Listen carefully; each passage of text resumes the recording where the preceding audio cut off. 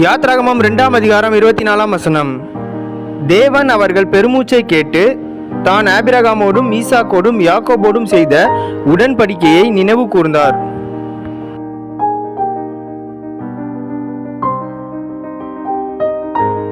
Exodus chapter 2 verse 24.